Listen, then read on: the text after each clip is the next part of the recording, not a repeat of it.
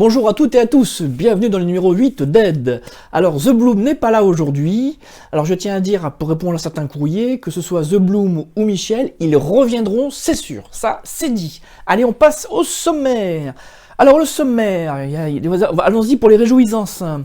USB Killer, on va en parler, on va parler de malware industriel, on va parler de fibre optique en France, et on va parler de drivercloud.com.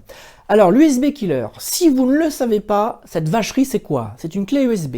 Une fois qu'elle est insérée dans votre ordinateur ou votre téléphone portable, se charge, puis se décharge complètement, endommageant, j'allais dire définitivement, irrémédiablement votre ordinateur, votre téléphone.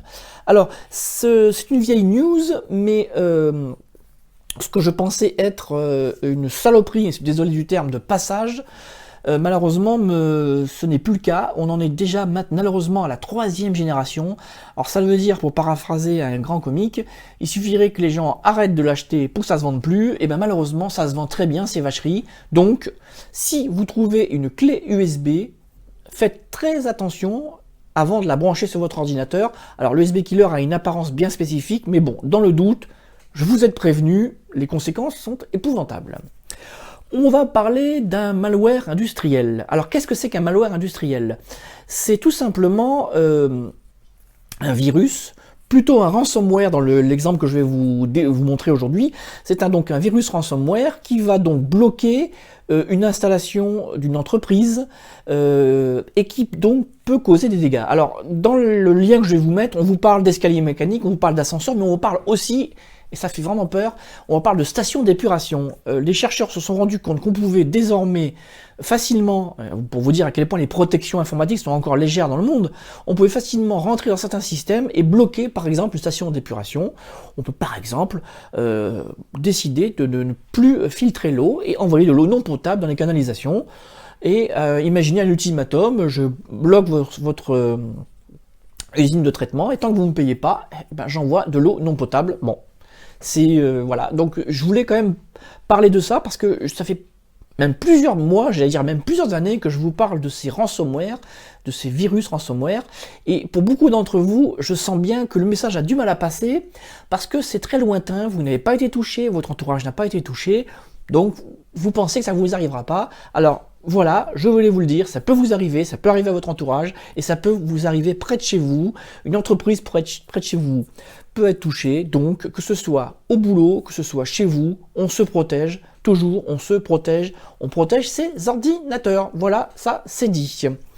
On va parler de la fibre optique en France. Alors je lève les yeux au ciel, parce que la fibre optique c'est un sujet qui m'énerve, ça fait des années que je ne comprends pas pourquoi la fibre optique se développe si mal dans notre pays.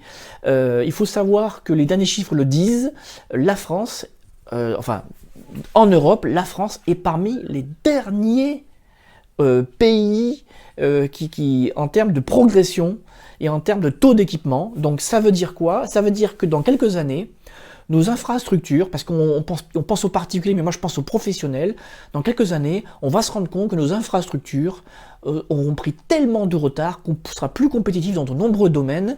Et quand dans d'autres pays, on trouvera normal de communiquer, de travailler en très haut débit, eh bien certains d'entre nous, particuliers, et certaines entreprises seront encore à se traîner avec quelques mégas de connexion. Donc moi personnellement ça m'énerve, et je vais vous donner un exemple concret. Je suis dans une nouvelle résidence depuis 2 ans, il n'y a pas la fibre optique, elle devait arriver récemment, et elle n'est pas arrivée parce que l'opérateur Orange, pour le citer, avait dit qu'il nous installerait la fibre optique, et puis ils se sont rendus compte que finalement ça coûtait beaucoup plus cher à installer que prévu, et ils ont voulu nous facturer. Donc, alors j'ai nous, c'est-à-dire la copropriété, donc on est passé d'une promesse d'installation à une exigence, alors je n'ai pas la facture en tête, 7 ou 8 000 euros pour une grosse résidence. Le problème, il n'est pas là, ça veut dire que s'ils font ça à toutes les résidences, s'ils disent à toutes les résidences, vous nous payez sinon on n'installe pas, je comprends pourquoi on n'arrive pas à avancer et à progresser en France.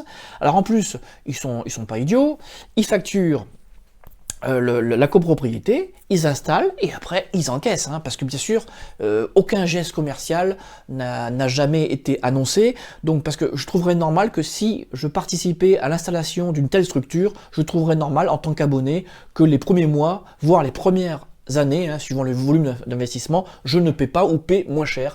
l'accès à la fibre optique. Voilà, vous voulez savoir pourquoi la fibre optique ne progresse pas? Eh bien parce que certains opérateurs, comme Orange, ne jouent pas le jeu. Voilà, moi je le dis, ça m'énerve. Voilà.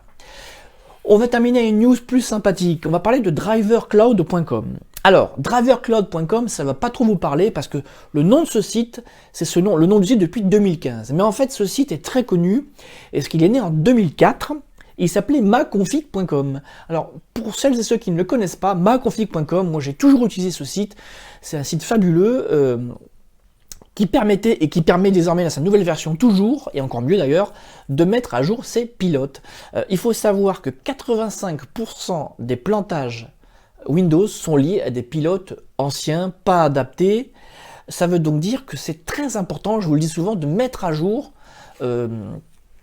ces pilotes. Alors on peut le faire soit manuellement par Windows Update, mais c'est très long et incomplet.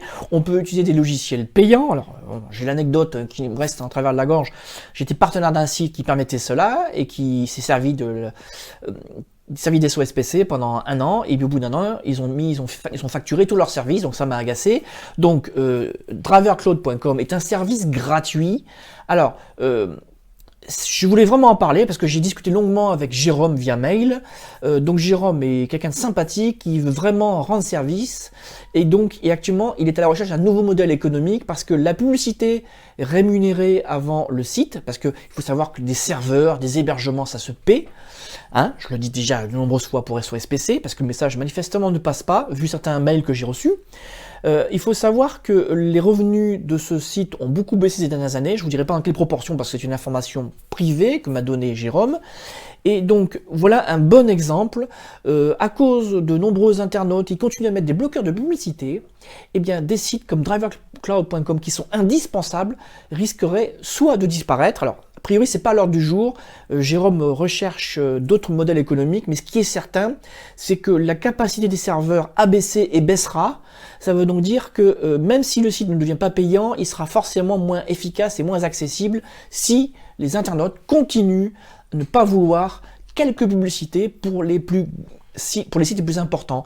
Moi je le dis, si on ne fait pas attention, dans quelques années, le web se sera appauvri et vous n'aurez plus que des sites payants par contre. Parce que là pour le coup, vous n'aurez plus que quelques sites payants et vous serez obligé de passer à la caisse. Par contre, là vous devrez payer pour accéder aux services et tous les petits sites gratuits qui vous aident au quotidien risquent de disparaître. Et je peux vous dire que c'est pas une menace en l'air, je le constate tous les jours, je suis en liaison avec d'autres webmasters, pour eux c'est dur de rester en ligne. Il faut savoir que les frais d'hébergement augmentent proportionnellement à la fréquentation du site. C'est ce qui est arrivé à SOSPC, je le dis, parce que SOSPC actuellement, si je n'investissais pas autant que j'investis actuellement dans le site, et je ne pourrais plus accueillir autant de visiteurs, voilà, vous le savez. Donc je suis obligé d'investir de plus en plus dans les SOSPC, et donc je suis obligé de passer par la case pub, voilà. Pour tout ça pour vous dire que je vous laisserai un lien. Voilà, je me suis énervé un peu tout seul, hein, c'est un sujet qui me touche particulièrement.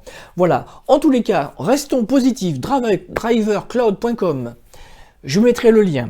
Il faut savoir que j'ai promis à Jérôme un tutoriel complet sur l'usage de drivercloud.com, parce qu'il faut savoir qu'on peut aussi l'utiliser hors ligne. Je vous expliquerai comment. Pour ceux qui ont un ordinateur qui n'a pas accès à Internet du tout, par manque de pilote, vous pouvez depuis un autre ordinateur, je vous expliquerai la manip, alimenter le PC, ce PC bloqué, on va dire, avec des pilotes adaptés. Je vous en dirai un peu plus.